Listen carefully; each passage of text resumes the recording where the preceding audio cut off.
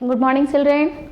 गाय guardians program एक बार आपका फिर से स्वागत है और वीडियो देखने के लिए, कमेंट देने के लिए, लाइक करने के लिए बहुत बहुत थैंक यू। आप लोगों ने वीडियो को देखा, आप लोग एग्ज़ाम में अच्छे नंबर से लाए, यही जीजीपी का मुख्य उद्देश्य है। तो आज मैं आपको चैप्टर नहीं बताऊंगी, आपको खुद गेस करना होगा कि कौन से चैप्टर को मैं पढ़ा रही हूँ। तो सबसे पहले मैं आपसे एक बात पूछती हूँ कि हमारा जो मानव शरीर बना हुआ है इसमें तो बहुत सारे सिस्टम है, लेकिन पृथ्वी पे जो जीव जंतु पाए जाते हैं और पेड़ पौधे, सभी का सिस्टम बिल्कुल अलग अलग है। कुछ जीव तो एक कोशिकीय होते हैं, कुछ जीव बहुकोशिकीय हैं। तो जैसा जीव शरीर का सेल से बना हुआ है उसी तरह का उसका सिस्टम भी है। जो जीव एक कोशिका से बने होते हैं उनका सारा फंक्शन उस एक कोशिका में ही सिमट के रह जाता है। वह उत्सर्जन हो, जनन हो या पाचन हो, सारा क्रिया वो एक कोशिका से ही कर लेते हैं। लेकिन जो मानव का शरीर है एक बेस्ट उदाहरण है, क्योंकि हमारा शरीर बहुत सारे सिस्टम से मिलकर बना हुआ है। हमारे शरीर के अंदर बहुत सारा सिस्टम होते रहता है, जैसे वो डाइजेशन है, रिप्रोडक्शन है, रेस्पिरेशन है, एक्सक्रीशन है, सभी आप लोगों ने पढ़ा भी होगा। तो इन सारे सिस्टमों को एक साथ एक बॉडी के अंदर काम करवाना भी एक बहुत बड़ी बात है। जैसे आप लोग जब क्लासरूम में रहते हो, बहुत सारे बच्चे इकट्ठे होते हो, तो कोई बच्चे कुछ काम करते हो, कोई बच्चे कुछ काम करते हो। एक टीचर ही आपको गाइड करने का काम करता है कि नहीं, आपको इसी चैप्टर को पढ़ना है, इसी क्वेश्चन आंसर को करना है, इस बात से आप लोगों को इधर उधर दिमाग को हटाना नहीं है। तो वहाँ पे भी आपको एक कंट्रोल की आवश्यकता होती है क्लासरूम में, ना कि अगर बिना कंट्रोल के आप लोगों को छोड़ दिया जाए क्लासरूम में तो आप लोग इधर उधर भटकते रहते हो या बातचीत करते हो, यानी कि अपने मैटर से अलग हो जाते हो। लेकिन हमारा बॉडी शरीर भी है, तो यहाँ पे भी एक नियंत्रण की आवश्यकता होती है। तो आज का हमारा जो चैप्टर है वो भी नियंत्रण है, और नियंत्रण के साथ साथ समन्वय भी है। क्योंकि बहुत सारा बॉडी में सिस्टम है, तो सारे सिस्टम एक दूसरे के साथ अगर समन्वय नहीं स्थापित करेंगे तो फिर फंक्शन कैसे करेंगे। तो इसलिए आज का जो हमारा चैप्टर है उस चैप्टर का नाम है नियंत्रण और समन्वय। आप लोगों ने पढ़ा होगा बच्चों, लेकिन एक बार फिर से मैं रिवीजन करवा रही हूँ। आपके एग्जाम के पॉइंट ऑफ व्यू से ये बहुत ही इंपॉर्टेंट चैप्टर है कि किस तरह से हमारे बॉडी शरीर में नियंत्रण की भी जरूरत होती है और समन्वय की भी जरूरत होती है। आप लोग ऐसा गेस किए होंगे कि अगर आपके बॉडी पार्ट पे कहीं से कुछ गिर जाए, मान लीजिए कि एक चींटी चढ़ जाए, आप लोगों को कैसे पता चलता है? तो आप मुझे बताओगे कि मैं तो आँख से देखता हूँ, पता चल जाता है। तो आँख से देखते हो, लेकिन उसके बाद फिर कुछ और भी काम करते हो। जैसे चींटी चढ़ गई आपके पैर पे, उसने आपको पिंच किया, आप लोग तुरंत क्विक एक्शन लेते हो और अपने हाथ से तुरंत उसको झटके से इस तरह से हटा देते हो। क्यों?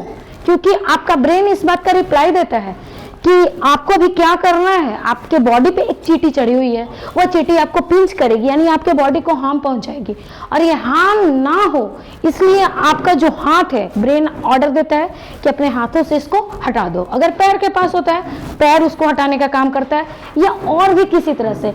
यानी कि पूरा जो बॉडी का सिस्टम है, एक पार्ट दूसरी बॉडी पार्ट के साथ इस तरह से समन्वय बनाए हुए हैं कि हमारा बॉडी सिस्टम सुचारू रूप से चलते रहे, कहीं पे भी कोई प्रॉब्लम ना हो।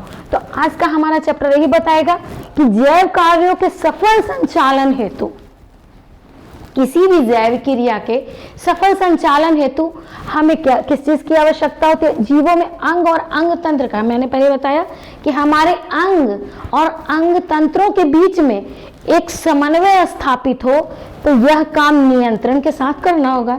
इसीलिए हमारे शरीर में कंट्रोल एंड कोऑर्डिनेशन की जरूरत होती है। ऐसे भी हम लोग कोई अगर टीम वर्क भी करते हैं तो उसमें कोऑर्डिनेशन और कंट्रोल की जरूरत होती ही होती है। उसके बाद देखिए, मैंने यहाँ पे कुछ उदाहरण दिया है, जैसे अमीबा हो गया, क्लेमाइडोमोनास हो गया, ये सारे एककोशिकीय जीव होते हैं। और इन एककोशिकीय जीवों में क्या होता है, सारा काम कर लेता है, मैंने अभी बताया। लेकिन वैसा जीव जिसमें बहुत सारी कोशिकाएं हैं, बहुत सारा सिस्टम आपस में जुड़ा हुआ है, तो वो सब कोऑर्डिनेशन का काम मिलजुल के करता है, एक साथ करता है। पौधे में तंत्रिका तंत्र नहीं पाया जाता है, सिर्फ जीव शरीर में ही तंत्रिका तंत्र पाया जाता है। उसमें भी एक कोशिकीय जीवों में तंत्रिका तंत्र नहीं पाया जाता है। तो पौधे में जब तंत्रिका तंत्र नहीं पाया जाता, लेकिन बॉडी तो वहां भी है, सिस्टम तो वहां भी है, तो वहां पे इस काम को रासायनिक नियंत्रण के द्वारा, यानी उनमें कौन सा हार्मोन सीक्रेट होता है उनके द्वारा ये ऑपरेट होता है। देखिए हमारा ऑब्जेक्टिव क्वेश्चन अब बनना स्टार्ट हो गया। मेरा पढ़ाने का ये टेक्निक है, मैं आपको पढ़ाते जाऊंगी और साथ में जितने भी हाईलाइटेड ऑब्जेक्टिव पॉइंट्स आएंगे मैं आपको बताते जाऊंगी। तो पौधे में यह नियंत्रण और समन्वय का काम कौन करता है? तो यह हमारा रासायनिक नियंत्रण या फिर हार्मोन भी कह सकते हैं कि हार्मोन करता है। उसके बाद में अब हम लोग देखिए, यहीं पर हम नियंत्रण और समन्वय को दो पार्ट में बांटते हैं। पहला प्लांट, उसके बाद एनिमल। चूंकि दोनों का सिस्टम बिल्कुल अलग है, अभी मैंने बताया प्लांट में तो पाया ही नहीं जाता है तंत्रिका तंत्र, तो पहले मैं प्लांट का स्टडी करवाऊंगी आप लोगों को, उसके बाद में एनिमल का स्टडी करवाऊंगी। क्योंकि बारी बारी से अगर सब कुछ सबमर्ज करके एक साथ मिला कर बताऊंगी कुछ समझ में आप लोगों को नहीं आ पाएगा। तो एक बात आप लोग हमेशा याद रखिएगा कि प्लांट में तंत्रिका तंत्र नहीं पाया जाता है, उसमें जो हार्मोन सीक्रेट होता है उसी के द्वारा कंट्रोल और कोऑर्डिनेशन का काम होता है। तो मैं आप लोगों को इस चैप्टर को दो भागों में बांटती हूँ, पहला प्लांट के लिए कोऑर्डिनेशन और कंट्रोल और दूसरा एनिमल के लिए कोऑर्डिनेशन और कंट्रोल। तो बच्चों सबसे पहले मैं आपको प्लांट के बारे में बताऊंगी। देखिए अब हम लोग जानते हैं कि पौधों में नियंत्रण और समन्वय कैसे होता है, आपके स्क्रीन पे ये आया हुआ है। तो मुझे एक बात बताओ कि आप लोगों ने भी छुई मुई का पौधा देखा होगा। छुई मुई के पौधों को जब भी आप लोग टच करते हो तो क्या होता है, वो आपस में मुरझा जाते हैं, सिकुड़ जाते हैं। तो हम लोग बोलते हैं अरे ये शर्मा गए, जिसे हम लोग क्षेत्रीय भाषा में लाजवंती का पौधा भी बोलते हैं। तो ऐसा क्यों होता है? क्योंकि अभी मैंने बताया कि इसमें केमिकल पाया जाता है, तो उसमें जो केमिकल पाया जाता है एक विशेष प्रकार का, वो क्या होता है कि पत्तियों की तरफ उसका दाव कम हो जाता है और तने की तरफ उसका प्रेशर ज्यादा होता है, इसलिए दाव कम होने के कारण वो पत्तियां झुक जाती हैं और हम लोगों को ऐसा लगता है कि वो शर्मा गई। जबकि ऐसा होता है ढोल भी बजने से ये चीज हो जाता है, ज्यादा तेज हवा भी चलती है तो लाजवंती का पौधा सेम वर्क करता है। तो ऐसा इसलिए होता है क्योंकि उसका जो केमिकल है उसका प्रेशर दाव कमता है तने में, और प्लांट की पत्तियों की तरफ उसका दाव तने की तरफ उसका दाव बढ़ जाता है और पत्तियों की तरफ उसका दाव कम जाता है। कम जाने के कारण वो लटक जाते हैं और बढ़ जाने के कारण इधर ये टाइट रहते हैं। अब देखिए पौधे में नियंत्रण एवं समन्वय का कार्य पादप हार्मोन के द्वारा होता है, जिसे हम लोग फाइटो हार्मोन भी कहते हैं। तो पौधे में बाह्य उद्दीपन को ग्रहण करने की तो क्षमता होती ही है, पौधों में ऐसी गति को अनुवर्तनीय गति कहते हैं। ये बहुत ही आपके एग्जाम के पॉइंट ऑफ व्यू से बहुत ही इंपॉर्टेंट है कि अनुवर्तनीय गति किसे कहते हैं, जिसे हम लोग ट्रॉपिक मूवमेंट कहते हैं। तो बच्चों ये चार प्रकार के होते हैं, यहाँ पे मैंने दिखाया है। पहला प्रकाश अनुवर्तन, गुरुत्वानुवर्तन, रासायनिक अनुवर्तन और जल अनुवर्तन। प्रकाश अनुवर्तन क्या है? देखिए प्रकाश अनुवर्तन का सबसे बेस्ट उदाहरण है सूरजमुखी का पौधा। सूरजमुखी का पौधा जिधर जिधर सनलाइट जाएगा फ्लावर भी उसका उधर उधर रोटेट होते जाएगा। पूरब दिशा में सूर्य अगर उगा तो सूर्योदय के समय पूरब दिशा में और सनसेट के समय वह पश्चिम दिशा में, यानी पूरा दिन वह सनलाइट के चारों तरफ मूवमेंट करता रहेगा। बस सेम चीज मैंने यहाँ पे लाइन में कुछ सूटेबल तरीके से बना के यहाँ पे लिखा है। उसके बाद है गुरुत्वानुवर्तन। इसमें पौधे के अंगक गुरुत्वाकर्षण की दिशा में रहते हैं। जैसे जड़ क्या है, हमेशा प्लांट नीचे रहता है और गुरुत्वाकर्षण पृथ्वी पे कहाँ पे काम करता है आप लोग तो जानते हो कि किसी भी वस्तु को पृथ्वी अपनी ओर खींचती है, तो जड़ का वही है। ये जड़ इसका बेस्ट उदाहरण है। किसी प्लांट का जड़ हमेशा नीचे ही रहेगा, ऊपर तो होता ही नहीं है। और रासायनिक अनुवर्तन, यह गति रासायनिक उद्दीपनों के कारण होती है। यह मेनली परागन के दौरान होता है, पॉलिनेशन में जो क्रिया होती है उसी में ये काम करता है। उसके बाद है जलानुवर्तन। पौधे के अंग का जल की और होने वाली गति जलानुवर्तन कहलाती है। तो यहाँ पर हमारा 4 अनुवर्तन है, जिसे हम लोगों ने जाना कि किस तरह से प्लांट अनुवर्तन कहते हैं बाहरी क्रियाओं के द्वारा। अब इसके बाद हम बताएंगे कि हमारे पौधे में जो रासायनिक क्रियाएं में समन्वय स्थापित होती है वह रासायनिक पदार्थ को हम लोग पादप हार्मोन या फाइटो हार्मोन कहते हैं। प्लांट से बना है ये वर्ड, फाइटो फोटोन शब्द से बना हुआ है फाइटो हार्मोन। अब बच्चों इसके बाद में हम लोग जानते हैं कि पादप हार्मोन के विभिन्न अंगों में पहुंचकर अब ये हार्मोन करता क्या है। हम लोग क्या करते हैं, किसी भी कैटलिस्ट का काम क्या होता है, केमिस्ट्री में आप लोगों ने पढ़ा होगा, कैटलिस्ट का मतलब उत्प्रेरक होता है, और किसी भी क्रिया को एक्टिवेट करने का काम, तेज करने का काम कैटलिस्ट करता है। जैसे अगर हम लोग के घर में अगर पूजा होती है, हवन होता है, सभी के घरों में होता है, तो उसमें अगर हवन कुंड में अगर घी डाला जाए तो क्या होता है, अग्नि जल उठती है।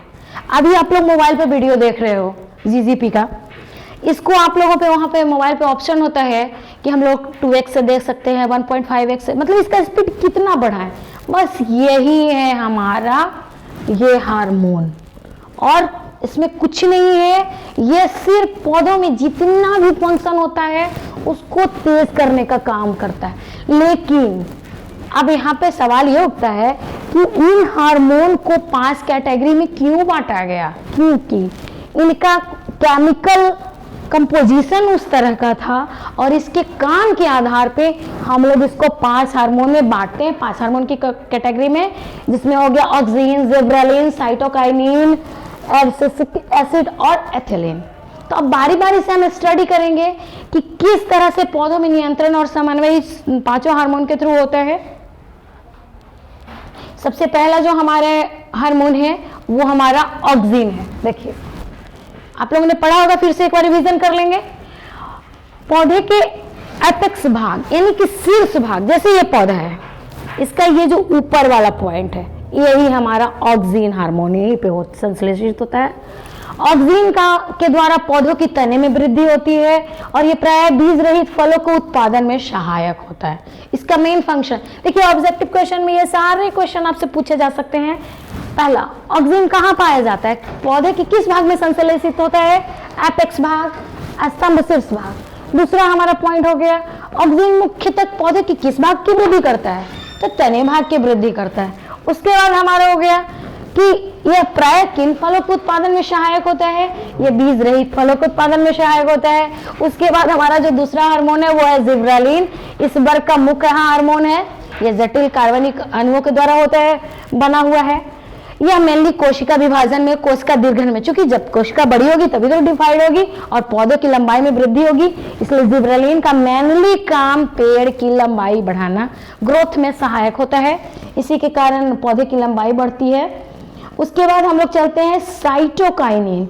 ये ऐसे रासायनिक, अब देखिए साइटोकाइनिन ये ऐसे रासायनिक कार्बनिक पदार्थ है जो बीजों के भ्रूणपोष एवं पौधों की जड़ों में संश्लेषित होते हैं।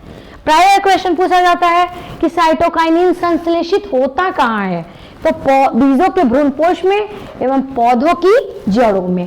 उसके बाद ये कोशिका विभाजन में मुख्य भूमिका अदा करता है, ये जीर्णता को रोकता है, पर्णहारिता को काफी समय तक नष्ट होने नहीं देता है, तो ये भी हार्मोन बहुत ही इंपॉर्टेंट है।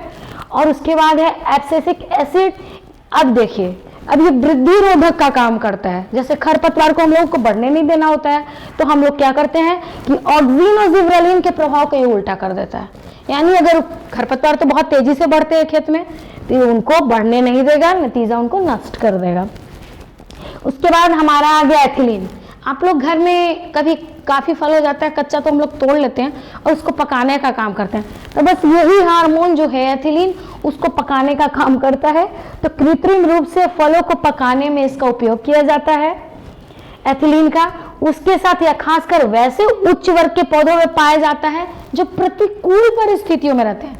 प्रतिकूल परिस्थिति का मतलब कि वो वहां अडेप्टेशन के लायक नहीं है मगर फिर भी रह रहा है।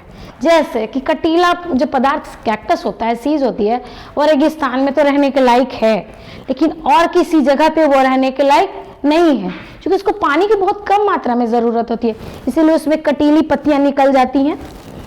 तो ये उन प्रतिकूल परिस्थितियों में रहने वाले पौधों में पाया जाता है। तो ये हमारा 5 हार्मोन का डिस्क्रिप्शन हो गया।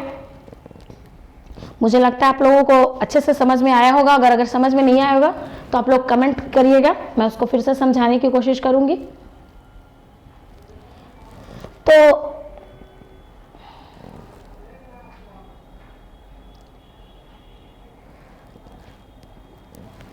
जंतुओं में विभिन्न प्रकार की शारीरिक क्रियाओं के बीच समन्वय। अब इसके बाद हम लोग जंतुओं में समन्वय और नियंत्रण को पढ़ेंगे। अभी तक मैंने पौधों में नियंत्रण और समन्वय को बताया कि किस तरह से पांचों हार्मोन के द्वारा नियंत्रण और समन्वय की क्रिया हुई, लेकिन अब जंतुओं में क्रिया कैसे होती है। तो जंतुओं, चूंकि जंतु का शरीर बहुत ही जटिल होता है, बहुत सारे बॉडी सिस्टम एक साथ वर्क करते हैं, एक टाइम पे वर्क करते हैं। जैसे मैं अभी बोलने का भी काम कर रही हूँ, देखने का भी काम कर रही हूँ, आपको समझाने का भी काम कर रही हूँ, ताकि आप लोग ज़्यादा से ज़्यादा क्वेश्चन को समझ सको। तो हमारा शरीर ही इस तरह का बना हुआ है। इसको हम लोग समझने के लिए दो सिस्टम में बांटेंगे। पहला तंत्रिकीय नियंत्रण एवं समन्वय, जिसे नर्वस कंट्रोल एंड कोऑर्डिनेशन कहते हैं, और दूसरा रासायनिक नियंत्रण एवं समन्वय, केमिकल कंट्रोल एंड कोऑर्डिनेशन। पहले मैं आपको तंत्रिकीय नियंत्रण एवं समन्वय पढ़ाऊंगी। आप लोग कोशिका के बारे में पढ़े होंगे कि कोशिका किसे कहते हैं। कोशिका जीव शरीर की संरचनात्मक एवं क्रियात्मक इकाई होती है, यानी यूनिट होता है। तो हमारा जो ये तंत्रिकीय नियंत्रण एवं समन्वय है, यह भी इसकी भी इकाई है, जिसे हम लोग तंत्रिका कोशिका कहते हैं। यह जंतुओं के शरीर में विशेष प्रकार का उत्तक पाया जाता है, जिसे तंत्रिकीय उत्तक कहते हैं, और इसकी इकाई न्यूरॉन होती है, यानी इसका यूनिट न्यूरॉन सेल। आप लोग न्यूरॉन सेल देखे होंगे, मगर फिर भी मैं आपको न्यूरॉन सेल के बारे में फिर से बताऊंगी। देखिए, यही हमारा न्यूरॉन सेल है। मैं स्क्रीन पे पूरा लाने की कोशिश कर रही हूँ। देखिए, यही हमारा न्यूरॉन सेल है। बच्चों देखिए, ये हमारा डेंड्राइट्स है, यानी यही एंटीना है इसका। माइटोकॉन्ड्रिया हो गया इसका, एंडोप्लाज्मिक रेटिकुलम हो गया, ये इसका न्यूक्लियस हो गया, गोल्गी एपरेटस हो गया, न्यूट्रोफिलामेंट्स हो गया, एनालॉगस, देखिए नोड्स ऑफ रैनवियर हो गया। ये दो नोडों के बीच की दूरी को हम लोग इंटरनोड कहते हैं। आप लोग इन सभी चीज़ों को तो बहुत अच्छे से पढ़े होंगे, लेकिन मैं आपको एक चीज़ बताना चाहूँगी कि ये जो डेंड्राइट्स है, ये एक एंटीना है, और यही संवेगों को लेता है, और यही संवेग जो एंटीना है वही दूसरे तक पहुँचाने का काम करते हैं। तो अधिकांश जंतुओं में तंत्रिका तंत्र विभिन्न प्रकार की आंतरिक संरचना, अब हमारे अंदर की जो संरचना है तो उसके अंदर बहुत सारी संवेदनाएं हैं, जैसे भूख लगना, प्यास लगना, बीमार होना। इन सभी भौतिक और रासायनिक क्रियाओं को, यांत्रिक या विद्युतीय प्रभाव को ग्रहण करने के लिए, शरीर के विभिन्न भागों में उनका संवहन करने के लिए अंगों को ये मोटिवेट करता है, प्रेरित करता है। उसके बाद उच्च श्रेणी के जंतुओं में तंत्रिका तंत्र मस्तिष्क, मेरुरज्जु तथा विभिन्न प्रकार की तंत्रिकाओं से बना होता है। यानी कि जो उच्च श्रेणी की जंतुएं होती हैं उनमें तंत्रिका तंत्र कहाँ कहाँ होता है, हमारे ब्रेन में, हमारी मेरुरज्जु यानी रीढ़ की हड्डी, स्पाइनल कोड तथा विभिन्न प्रकार की तंत्रिकाओं से बना। और भी बहुत सारा बॉडी में सिस्टम है, क्योंकि पूरा बॉडी में ही एक नेटवर्क, एक जाल बना हुआ है तंत्रिका तंत्र का, कि बॉडी के किसी भी पार्ट पे कुछ होता है हम लोगों को तुरंत पता चलता है। सिर्फ एक नाखून काटने से हम लोगों को दर्द नहीं होता, एक बाल को काटने से दर्द नहीं होता, लेकिन जब वो भी टूटते हैं तो हम लोगों को दर्द का एहसास होता है। तंत्रिका कोशिका या न्यूरॉन, अब हम न्यूरॉन के बारे में बताएंगे। पिक अभी आपको मैंने दिखाया ही कि यह तंत्रिका तंत्र की संरचनात्मक एवं क्रियात्मक इकाई है। सेम जैसे कोशिका के बारे में मैंने बताया, प्रत्येक न्यूरॉन में कोशिका का है जिसे साइटन कहते हैं। साइटन में कोशिका द्रव एक बड़ा न्यूक्लियस पाया जाता है। साइटन में अनेक पतले तंतु या प्रवर्धन निकले होते हैं, जिसे डेंड्राइट्स, जिसे मैंने आप लोग को समझाने के लिए एंटीना बताया। वो एंटीना बोला नहीं जाता, मगर मैंने बताया कि एंटीना का काम करता है ये। डेंड्राइट संवेदनाओं को संवेदी अंगों तक पहुंचाने का डेंड्राइट संवेदनाओं को संवेदी अंग से ग्रहण कर साइटन तक पहुंचाने का काम करता है। यानी कहीं से भी कुछ मैसेज मिला, ले लिया और ये साइटन तक पहुंचा दिया। और साइटन के बाद में हमारा जो ब्रेन है वो उस तरह से हम लोगों को ऑर्डर देता है, और हम लोग उस ऑर्डर को फुलफिल करके फंक्शन पूरा कर देते हैं। साइटन में संवेदना विद्युत आवेग में परिवर्तन हो जाता है।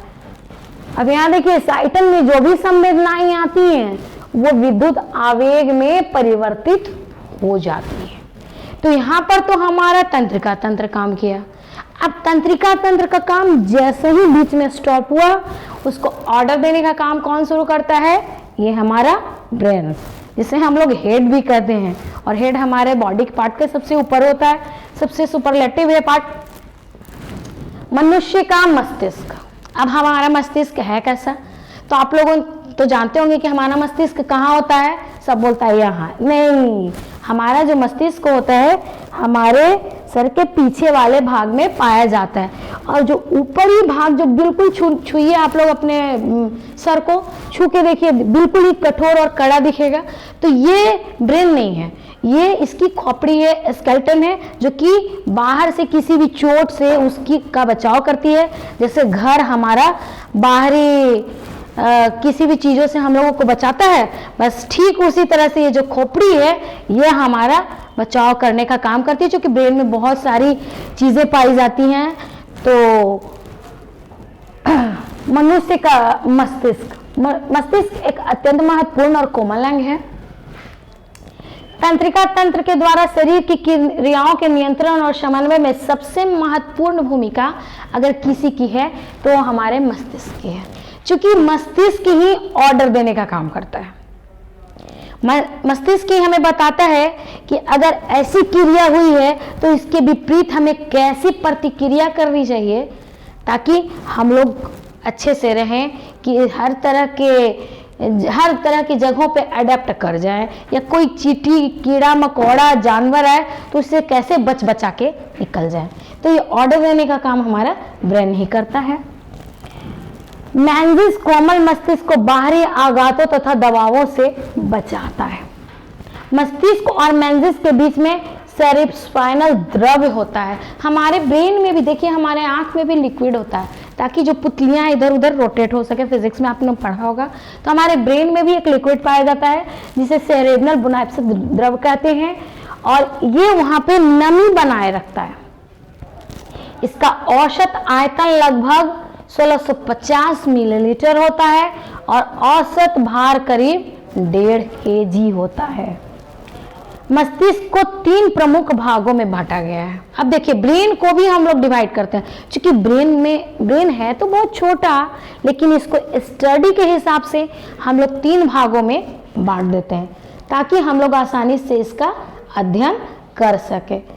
पहला हमारा हो गया अग्र मस्तिष्क, जिसे हम लोग फॉरहेड ब्रेन कहते हैं, मध्य मस्तिष्क मिड ब्रेन, और पश्च मस्तिष्क जिसे हम लोग हाइंड ब्रेन, हाइंड मीन्स पीछे, और ब्रेन पश्च मस्तिष्क। देखिए, इंग्लिश वर्ड आप लोगों की डिमांड होती है, इंग्लिश वर्ड मैम नहीं बोलिए, लेकिन अग्र फॉरहेड तो फॉर ब्रेन, आगे का ब्रेन, मिड यानी बीच में तो मिड ब्रेन, हाइंड मीन्स पीछे यानी कि हाइंड ब्रेन।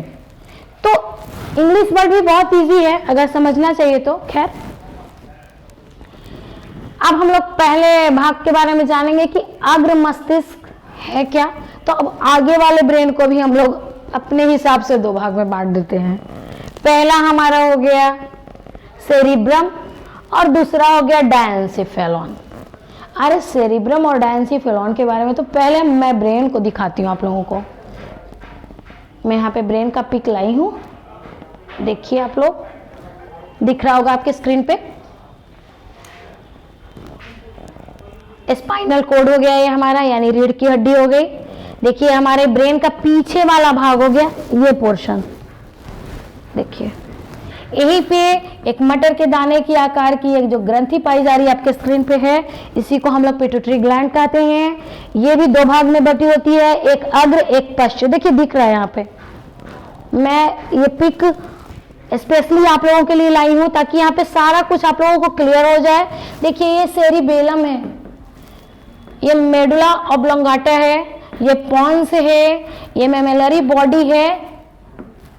यहाँ से मैमल में बहुत सारा फंक्शन यहाँ पे से रेगुलेट होता है। ये कॉर्पस कॉलम है, देखिए, फ्रंटल लॉब हो गया, लैम्बिक लॉब हो गया, पेरेंटल लॉब हो गया। ये कलरफुल इसलिए तो चूंकि आप लोगों को पता चले कि यहाँ से यहाँ तक पेरेंटल लॉब है, यहाँ से यहाँ तक फ्रंटल लॉब है, और ये जो वायलेट कलर का, बैगनी कलर का भाग है, ये हमारा लिम्बिक लॉब है।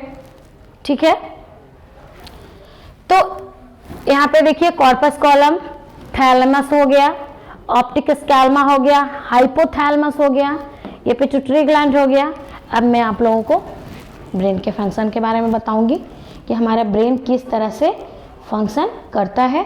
पीडीएफ इस वीडियो में मौजूद होता है, तो आप लोग इसको डाउनलोड कर सकते हैं। हमेशा कमेंट करते हैं कि मैम पीडीएफ कहाँ पे है, तो पीडीएफ तो साथ में दिया ही जाता है वीडियो के साथ में। अब देखिए, मस्तिष्क अत्यंत ही महत्वपूर्ण भाग है, बुद्धि और चतुराई का केंद्र है। यहीं से कोई भी आदमी बहुत बुद्धिमान भी बन जाता है, कोई बहुत मूर्ख भी बन जाता है। तो मानव में किसी भी बात को सोचने की, समझने की, स्मरण करने की क्षमता का जो सेंटर है वो यही होता है, लेकिन इसका नियंत्रण और समन्वय सेरिब्रम के द्वारा होता है। सेरिब्रम के बाद अब हम लोग आते हैं डायंसिफेलॉन में। यह कम या अधिक ताप के आभास और दर्द जैसे रोने जैसी क्रियाओं का नियंत्रण करता है। कोई भी घटना या दुर्घटना होती है, हम लोग रो देते हैं, गर्मी का एहसास, ठंडक का एहसास, यही डायंसिफेलॉन ब्रेन का जो पार्ट है वही हम लोगों को बताता है कि देखिए अब हम लोग को रोना चाहिए, मतलब इस तरह का एक्सप्रेशन आ जाता है। मैंने अभी बताया इस तरह से आपस में समन्वय बना हुआ है कि इस चीज में हम लोगों को हंसना है, इन चीजों पे रोना है। ये ब्रेन ही ऑर्डर देता है। तंत्रिका तंत्र तो आवेग पहुंचाता है, ऑर्डर तो ब्रेन देता है कि क्या करना है, हमें इसका रिप्लाई। उसके बाद हम लोग ब्रेन के मध्य भाग में आते हैं, और हमारा जो मध्य भाग है ब्रेन का उसे हम लोग मिड ब्रेन कहते हैं। यह ब्रेन स्टेम के रूप में काम करता है। इसमें आंख की पेशियों का संतुलन किस तरह से होता है, जैसे कुछ लोगों को बीमारी होती है कि आंख की पलकें बार बार झपकती हैं या पुतलियां इधर उधर रोटेट होते रहती हैं, तो आंख की पेशियों का नियंत्रण का काम है मिड ब्रेन। देखिए मिड ब्रेन भी अपने जगह पे बहुत ही इंपॉर्टेंट है, क्योंकि आंख के बिना हम लोग कुछ कर नहीं सकते हैं। हमारे दोनों आंख हमारे लिए बहुत ही जरूरी हैं, क्योंकि बिना देखे हम लोग कुछ कर नहीं पाएंगे। उसके बाद हमारा ब्रेन का तीसरा पार्ट आता है, और वो है पश्च मस्तिष्क, जिसे हम लोग हाइंड ब्रेन भी कहते हैं। और स्टडी के लिए हम लोग इसे भी दो भागों में बांट देते हैं कि हमारा हाइंड ब्रेन किस तरह से काम करता है। अब हमारा जो हाइंड ब्रेन है उसको हम लोग दो भाग में बांटे हैं। पहला भाग है सेरिबेलम, दूसरा है मस्तिष्क स्टेम। देखिए सेरिब्रम और सेरिबेलम दोनों में काफी कंफ्यूजन हो जाता है, तो आप लोग कंफ्यूज मत होइएगा। ये हमारा पश्चिम मस्तिष्क का पार्ट है और वो हमारा अग्र मस्तिष्क का पार्ट था। तो सेरिबेलम यह समन्वय, संतुलन, ऐच्छिक पेशियों की गतियों इत्यादि का नियंत्रण करता है। यह मस्तिष्क से सेरिबेलम को नष्ट कर दिया जाए तो ऐच्छिक गतियां असंभव हो जाएंगी। अगर हमारे ब्रेन से सेरिबेलम को हटा दिया जाए तो ऐच्छिक गति, यानी जैसे हम हाथ ऐसे उठा रहे हैं, लिख रहे हैं, अभी मैं स्क्रीन को देख के आपको पढ़ रही हूँ, समझा रही हूँ, ये सारी गतिविधियां रुक जाएंगी। आप लोग देखते होंगे कि कुछ बच्चे हैं अच्छे से बोल नहीं पाते हैं, या चलने में उनको दिक्कत आती है, या हाथों को वो अच्छे से यूज नहीं कर सकते। यानी बॉडी में जितना भी बॉडी पार्ट है जो ऐच्छिक गतियां करता है, यानी अपनी इच्छा से गति कर, देखिए यहाँ पे कंफ्यूज मत होइए, ऐच्छिक और अनैच्छिक दो तरह की गतियां होती हैं। मैं इसको क्लियर करती हूँ। ऐच्छिक गतियां होती हैं जो हम लोग इच्छा से करते हैं, और अनैच्छिक गतियां होती हैं जो हम लोग अपनी इच्छा से नहीं करते हैं। जैसे पलक झपकने का काम ऑटोमेटिक है, कुछ सेकंड के बाद झपक ही जाएगा, लेकिन ऐच्छिक गतियां लिखने का काम ये इच्छा से करते हैं। पैर से चलने का काम, हाथ को इस तरह से एक्सरसाइज करने का काम, ये सारी ऐच्छिक गतियों में आती हैं। तो सारा काम बंद हो जाएगा सेरिबेलम अगर गायब हो जाएगा तो, यानी सेरिबेलम भी बहुत जरूरी है। उसके बाद हमारा मस्तिष्क स्टेम आता है, जिसे हम लोग ब्रेन स्टेम कहते हैं। अब इसको भी समझने के लिए हम लोग दो भाग में बांटते हैं कि ब्रेन को हम लोग बहुत छोटे छोटे भागों में बांट के और स्टडी करते हैं। अभी नहीं, अब 11th-12th में अगर आप लोग साइंस के स्टूडेंट होंगे तो आप लोगों को ये सब पढ़ना होगा, लेकिन अभी सिर्फ इतना ही पढ़ना है हम लोगों को। तो इसके अंतर्गत पोन्स बैरोलाई और मेडुला ऑब्लांगाटा, अभी मैंने पोन्स बैरोलाई और मेडुला ऑब्लांगाटा बताया था। तो पोन्स बैरोलाई क्या करता है, ये हमारी श्वसन क्रिया को नियंत्रित करता है, यानी किस तरह से हम लोग सांस लेते हैं और सांस छोड़ते हैं। तो अगर किसी व्यक्ति को श्वसन क्रिया में दिक्कत होती है, जैसे अभी कोरोना काल में क्या होता था कि हम लोगों को सांस लेने में ही दिक्कत होती थी, तो वहां पे क्या होता था, जो कोरोना वायरस होता था वो हमारे पोन्स बैरोलाई को ही अटैक कर देता था। बोला जाता था, न्यूज में भी सुना कि ब्रेन को अटैक करता है, लंग्स को अटैक करता है। तो ब्रेन के पोन्स बैरोलाई पार्ट को वो अपने कमांड में ले लेता था, जिससे कि हम लोगों को सांस लेने में दिक्कत होती थी। उसके बाद हमारा आता है मेडुला ऑब्लांगाटा। अब देखिए, अभी मैंने आपको क्लियर किया यह पॉइंट कि ऐच्छिक क्रियाएं कौन करता है, सेरिबेलम। अनैच्छिक क्रियाएं कौन करता है, मेडुला ऑब्लांगाटा। तो ये सारा कुछ हमारा ऑब्जेक्टिव का केंद्र बनता जा रहा है, इसलिए आप लोग इसको अच्छे से पढ़िएगा। और मैंने इस पीडीएफ में बहुत कुछ हाईलाइट भी कर दिया है, ताकि आप लोग एक नज़र में उस हाईलाइटेड पॉइंट को पढ़ लें। अब देखिए, मेडुला ऑब्लांगाटा क्या क्या करता है। ये हृदय की धड़कन को, हमारे बीपी को, हमारे सांस लेने की गति को, इन सभी चीज़ों को नियंत्रित करता है। कभी कभी देखिए, हम लोग जब दौड़ने लगते हैं तो स्वाभाविक रूप से हमारी धड़कनें तेज हो जाती हैं, हमारा बीपी भी बढ़ जाता है। तो इन सब चीज़ों को कौन कंट्रोल करता है, मेडुला ऑब्लांगाटा। उसके बाद में हमारा कौन सा काम करता है, तो ये मस्तिष्क का इसी भाग का काम होता है खांसना, छींकना, उल्टी करना और पाचक रस के स्राव का नियंत्रण भी करना। यानी हमारे शरीर में जितने भी डाइजेस्टिव एंजाइम आते हैं उनका कंट्रोल का काम भी हमारा मेडुला ऑब्लांगाटा ही करता है। तो देखिए, बोन्स का कौन सा पार्ट आप बोलोगे कि इम्पॉर्टेंट नहीं है ना, सारा पार्ट इम्पॉर्टेंट। कोई ऐच्छिक क्रिया में हेल्प करता है, कोई अनैच्छिक क्रिया में हेल्प करता है, तो हम लोग किसी को भी कम नहीं आंक सकते हैं, सब अपने आप में एक इम्पॉर्टेंट रोल अदा करता है। तो देखिए, अब यहाँ पर ब्रेन को मैंने इस वीडियो में समझाने का कोशिश किया है कि किस तरह से सारा पार्ट ब्रेन का किस तरह से फंक्शन करता है। अब क्वेश्चन एग्जाम में एक ये भी आता है कि ब्रेन किस तरह से काम करता है, ब्रेन के सारे फंक्शन को समझाइए। उसमें पहला पॉइंट हम लोग लिखेंगे आवेग ग्रहण करना। क्योंकि जब तक वह कोई चीज़, जब तक आपके पास प्रश्न होगा ही नहीं, आप लोग उत्तर कहाँ से दोगे। बस ब्रेन के पास भी वही है, जैसे ही आवेग आएगा तभी तो वो रिप्लाई देगा कि आखिर हमारे पास समस्या ही समाधान को जन्म देती हैं। तो ब्रेन के पास जैसे ही समस्या पहुंचता है वो समाधान देना स्टार्ट करेगा। तो आवेग को जैसे ग्रहण किया, यानी समस्या आ गया उसके पास, ग्रहण किए आवेगों की अनुक्रिया। अब जैसे ही समस्या आया तो ब्रेन उसका समाधान दिया। विभिन्न आवेगों का सहसंबंधन। अब एक साथ ब्रेन के पास बहुत सारी समस्याएं आई, अब वो हर समस्या को एक दूसरे से कड़ी वाइज जोड़े हुए हैं कि कौन सा काम पहले करेंगे और कौन सा काम बाद में करेंगे। अब जैसे हम लोगों को कहीं पे कट गया तो सबसे पहले ब्लड क्लॉट हो रहा है, खून बह रहा है, तो सबसे पहले हम लोग उसको हाथ से दबाने का काम करते हैं। फिर हमारे दिमाग में आता है कि चलो अब इसको पानी से धो लेते हैं, फिर उसमें मेडिसिन लगाएंगे। तो ये सारा एक के बाद स्टेप बाय स्टेप कौन हम लोगों को देता है रिप्लाई, तो ब्रेन देता है। उसके बाद सूचना का भंडारण, हमारे ब्रेन में सारी सूचनाएं स्टोर हो जाती हैं। जैसे हम लोग किसी भी चीज़ को स्टोर करके रखते हैं, पेन ड्राइव में भी हम लोग बहुत सारे वीडियो पीडीएफ स्टोर करके रखते हैं, तो ब्रेन भी एक समझ लीजिए कि बहुत बड़ा पीडीएफ है जिसमें बहुत सारी सूचनाएं भरी हुई हैं। आप लोगों ने भी जितना अभी तक बुक पढ़ा है सब आपके ब्रेन में है, कुछ भूले हो लेकिन मोस्टली पार्ट याद ही होगा।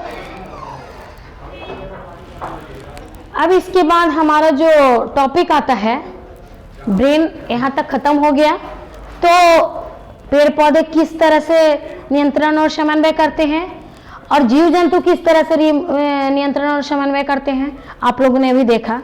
अब हमारा जो टॉपिक नेक्स्ट है वो है रिफ्लेक्स एक्शन, और वो इसी चैप्टर में पढ़ना है बच्चों। तो न्यूरॉन में आवेगों का संचरण एक निश्चित पथ में होता है, एक फिक्स डायरेक्शन में होता है, और इस पथ को प्रतिवर्ती चाप कहते हैं। इस चाप में निम्नलिखित घटक होते हैं जो आवेगों को इम्पल्स को पहुंचाने में मुख्य भूमिका निभाते हैं। जैसे ग्राही अंग, अब कोई भी घटना या दुर्घटना घटा तो उसमें ग्राही अंग कौन हो गया? त्वचा, पेशी या और भी अंग। चूंकि घटना या दुर्घटना तो बॉडी के किसी भी पार्ट में घटित हो सकती है, तो जो विभिन्न प्रकार के उद्दीपनों को ग्रहण करता है उसे हम लोग ग्राही अंग कह देते हैं। फिर हमारा जो दूसरा पॉइंट है वह है संवेदना मार्ग, यानी वैसा रास्ता जिससे संवेदना पहुंचता हो। तो संवेदना का संचरण तो न्यूरॉन में होता है, हम लोग जानते ही हैं। उसके बाद हमारा जो तीसरा पॉइंट है वो है तंत्रिका केंद्र, यानी कि नर्वस सेंटर। तो संवेदना मार्ग से आए हुए संदेशों को प्राप्त कर उचित आदेश देने का कार्य करता है। कि करना क्या है हम लोगों को। समस्या तो ये है, आप लोग एग्जाम में जाओगे, अब आप लोग के पास क्वेश्चन आया, करना क्या है? ए सही है, बी सही है, सी सही है कि डी सही है?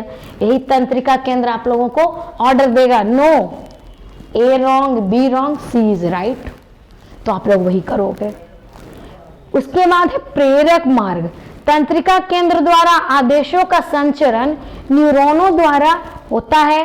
प्रेरक न्यूरॉन प्रेरक मार्ग का निर्माण करता है। कभी कभी हम लोगों को बहुत कंफ्यूजन हो जाता है, याद किया हुआ क्वेश्चन भी हम लोग 50-50 में हो जाते हैं कि बी होगा कि सी होगा।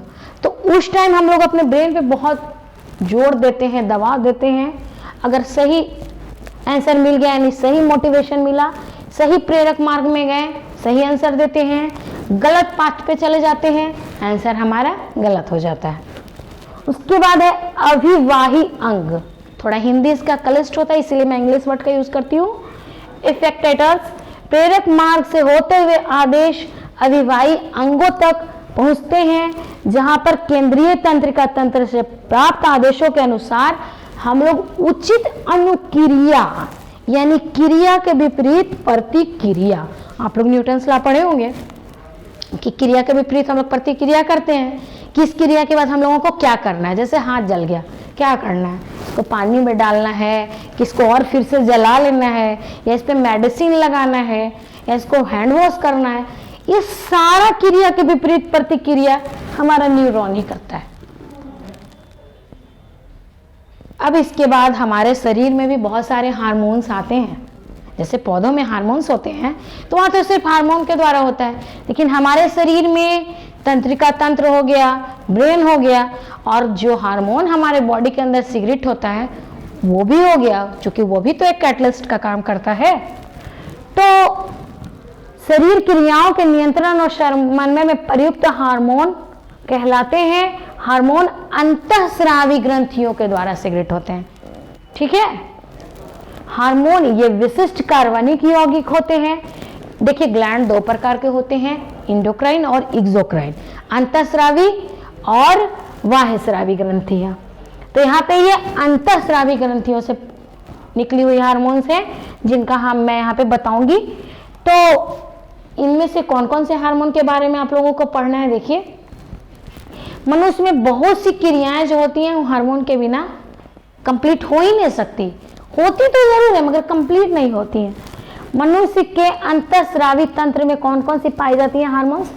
तो उसमें जो ग्रंथि है, ग्रंथि से हार्मोन निकलता है। ग्रंथि का नाम है पिट्यूटरी ग्लैंड। देखिए ब्रेन में मैंने आप लोग को हाईलाइट किया था कि मटर के दाने के आकार का यह ग्रंथि होता है, जिसका आगे का भाग भी होता है और पीछे का भाग भी होता है। दूसरा हो गया थायराइड। तो मैं आपको बताऊंगी बारी बारी से। पिट्यूटरी ग्लैंड, जिसे हम लोग मास्टर ग्लैंड भी कहते हैं। उसके बाद हमारा देखिए एग्जाम के पॉइंट ऑफ व्यू से जो हमारा पिट्यूटरी ग्लैंड है वो बहुत ही इंपॉर्टेंट ग्लैंड है। यह ब्रेन में मटर के आकार का पाया जाता है। तो इसको हम लोग छोटे में नहीं आंकेंगे, यह कपाल की स्फोनाइड हड्डी के गड्ढे में स्थित रहता है, क्योंकि बहुत छोटा होता है और बहुत ही सेफ्टली से इसे भगवान ने ही बनाया है ताकि इस पे कोई चोट ना लगे, और इसे हम लोग मास्टर ग्लैंड भी कहते हैं। एग्जाम में क्वेश्चन हमेशा पूछा जाता है कि हमारे शरीर में कौन सी ग्रंथि को हम लोग मास्टर ग्लैंड कहते हैं, तो हम लोग पिट्यूटरी ग्लैंड बता देंगे। पिट्यूटरी ग्रंथि के दो भाग होते हैं, मैंने उसी टाइम बताया था, आगे का भाग और पीछे का भाग।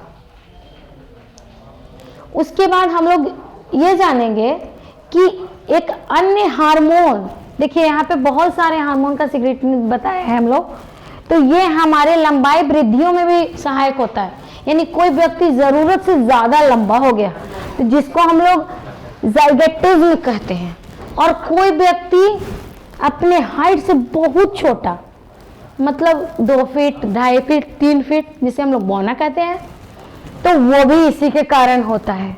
देखिए नर में शुक्राणु और मादा में अंडाणु बनाने का काम का नियंत्रण भी हमारा यही ग्रंथि करता है।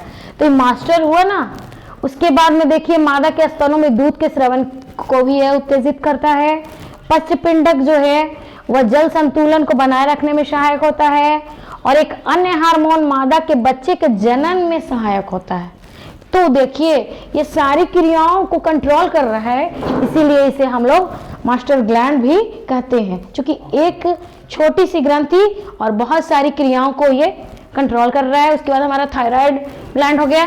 थायराइड ग्लैंड हमारे यहाँ पे पाया जाता है। देखिए यहाँ पे अगर आप लोग हाथ से छुएंगे तो आप लोग को दोनों साइड में एक छोटा छोटा राउंड शेप्ड का, ओवल शेप्ड का दिखाई देगा, तो वही हमारा थायराइड ग्लैंड है।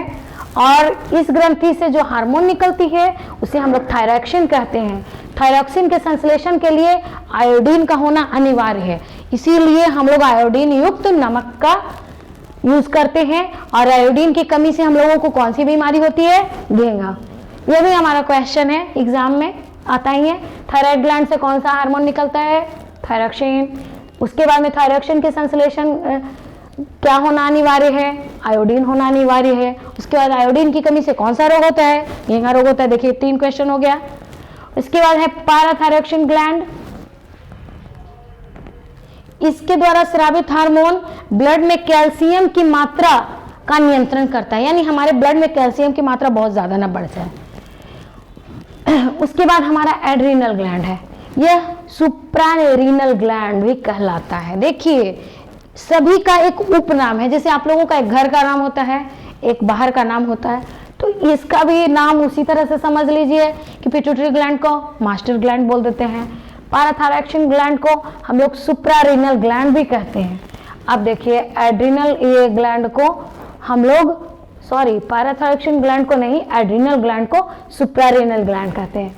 एड्रिनल ग्लैंड को हम लोग 2 भागों में बांटते हैं, पहला कॉर्टेक्स और दूसरा मेडुला। कॉर्टेक्स द्वारा स्रावित हार्मोन कौन कौन से हैं, उनका फंक्शन देखिए मैंने यहाँ पे बताया है, ग्लूकोकॉर्टिकॉइड, मिनरलोकॉर्टिकॉइड। तो इनका भी फंक्शन है ग्लूकोज में इंपॉर्टेंट होगा, मिनरलोकॉइड मिनरल यानी कि पानी में। देखिए नाम से हम लोग एक ट्रिक से याद कर सकते हैं, ग्लूको यानी ग्लूकोज कार्बोहाइड्रेट प्रोटीन वसा का उपचयन का नियंत्रण करता है। मिनरल यानी कि पानी, मिनरल में पानी लवण जो भी चीज हो गई उनका नियंत्रण करता है। तो ये ट्रिक से हम लोग याद कर सकते हैं, जैसे हम लोग याद करते थे जाइलम से जल और फ्लोएम से फूड, ठीक उसी तरह से। उसके बाद लिंग हार्मोन यानी कि सेक्स हार्मोन यहाँ पे है। उसके बाद हम लोग पढ़ते हैं कि दूसरा हार्मोन क्या पाया जाता है, मेडुला द्वारा स्रावित हार्मोन एवं उनके कार्य। अब मेडुला के द्वारा कौन कौन से हार्मोन स्रावित हो रहे हैं, उनके क्या क्या फंक्शन है, उसके बारे में हम लोग जानते हैं। इसमें जो हार्मोन आता है एपिनेफ्रिन, ये हमारे मानसिक तनाव, डर, गुस्सा, यहाँ डर नहीं दर्द होगा, गुस्सा एवं उत्तेजना की स्थिति में इस हार्मोन का स्राव होता है, जब हम लोग बहुत ज्यादा टेंशन में होते हैं। नॉरएपिनेफ्रिन हार्मोन ये सामान्य रूप से हृदय पेशियों को उत्तेजित एवं संकुचित करने का काम करता है, यानी कि डायस्टोल और सिस्टोल, जो बीपी हम लोग का नापा जाता है कि 80/120 है, तो वही डायस्टोल और सिस्टोल यानी स्पंदन गति के समय जो संकुचन होता है और उसके बाद में फैलता है, वही हमारा डायस्टोल और सिस्टोल है। अब इसके बाद जो हमारे एक और हार्मोन है वो है लैंगरहैंस की दीपिका, यानी आइलेट्स ऑफ लैंगरहैंस। इससे इंसुलिन नामक हार्मोन का स्राव होता है। ये क्वेश्चन भी हमेशा एग्जाम में पूछा जाता है कि इंसुलिन हार्मोन कहाँ से स्रावित होता है, तो लैंगरहैंस की दीपिका से। यह रक्त में ग्लूकोज की मात्रा का नियंत्रण करता है। यह क्वेश्चन भी बनता है, ग्लूकोज की मात्रा का नियंत्रण कौन करता है, तो लैंगरहैंस की दीपिका। इसके बाद है यह ग्लूकोज की मात्रा का जैसे ही नियंत्रण करेगा, यानी कि मधुमेह की बीमारी को भी कंट्रोल करेगा। दोनों एक दूसरे से मिला जुला हुआ चीज है। उसके बाद हमारा जनन ग्रंथि हो गया। तो जनन ग्रंथि के बारे में पढ़ेंगे, चूंकि मेल और फीमेल उसके अंतर्गत दो आते हैं। तो एक हो गया अंडाशय और दूसरा हो गया वृषण। अंडाशय हो गया फीमेल में, वृषण हो गया मेल में। अंडाशय के द्वारा कई हार्मोन का स्राव होता है। बालिकाओं के शरीर में यौवना अवस्था में होने वाले परिवर्तन इन हार्मोन के कारण ही होते हैं। वृषण में भी एंड्रोजन हार्मोन का स्राव होता है। यह भी यौवनावस्था के लक्षणों को दर्शाते हैं। तो अब हमारा यहीं पे पूरा चैप्टर कंप्लीट हो गया। इसके बाद मैंने आपको HW के रूप में यहाँ पे ऑब्जेक्टिव दिया है और इसका आंसर मैंने नहीं बताया है। ऐसा नहीं है कि ये मिस हो गया है। मैं एक बार फिर से देखिए, स्टार्ट करती हूँ यहाँ से। देखिए, चूंकि जितना भी मैंने अभी तक पढ़ाया सभी उन्हीं से रिलेटेड हार्मोन स्रावित होता है। अंतःस्रावी ग्रंथि, वाहस्रावी ग्रंथि, नलिका ग्रंथि, इनमें से कोई नहीं। अभी मैंने बताया अंतःस्रावी ग्रंथि। तो मैंने जानबूझ के यहाँ पे ऑब्जेक्टिव का आंसर नहीं दिया है। अगर आप लोगों को कोई दिक्कत हो, आप लोग कमेंट बॉक्स में इसको भेजे, पूछे, मैं इसका रिप्लाई करूंगी। उसके बाद मैंने यहाँ पे क्वेश्चन आंसर आप लोगों को दिया है जो मुझे लगा कि एग्जाम के पॉइंट ऑफ व्यू से बहुत इंपॉर्टेंट है। तो आप लोग इसको अच्छे से पढ़िए, अच्छे से समझिए। और GGT का प्रोग्राम सफल तभी होगा जब आप लोग अच्छे मार्क्स को लाओगे, अच्छे अच्छे नंबरों से टॉपर बनोगे, तभी हमारा ये गया गाइडेंस का प्रोग्राम सक्सेसफुल होगा। क्योंकि हम लोगों का मेन मोटो आप लोगों का एग्जाम में जो कमी हुआ है पढ़ाने में कोरोना के टाइम में, उसकी भरपाई करना है, ना कि अपना वीडियो को चारों तरफ वायरल करना है। इसलिए हमारा जो मेन उद्देश्य है उसको सक्सेस बनाने का काम आप ही लोग करोगे। और वो भी कैसे, एग्जाम में अच्छे नहीं, बेस्ट नंबर लाके। तो 80 में 80 नंबर आप लोग ला सकते हो। लेकिन एक बात याद रखना बच्चों, साइंस में जब भी आप लोग कोई भी फिगर ड्रॉ करना, पेंसिल से ड्रॉ करना और उसको वन साइडेड ही बनाना, उसका लेबलिंग करना। मैंने पहले भी बताया था कि आप लोग इस बीच में पिक ड्रॉ करोगे और उसके एक साइड ही उसका लेबलिंग करोगे। पिक में तो इधर उधर किया हुआ है, लेकिन आप लोग ये गलती बिल्कुल नहीं करना। और जो भी पिक बनाना उसके नीचे उसका नाम जरूर लिखना। मान लिया कि हमको पिक आ रहा है न्यूरॉन का, उसके बारे में कुछ याद नहीं है, तो हम लोग सिर्फ पिक भी बना देते हैं, तो हम लोगों को 2 नंबर लॉन्ग टाइप में एग्जाम में मिल जाएगा न्यूरॉन में। तो इसके लिए आप लोग तैयार रहो, रिवीजन में लगे रहो, अच्छे अच्छे नंबर लाओ। ओके बच्चों, एग्जाम के लिए best of luck. Thank you बच्चों।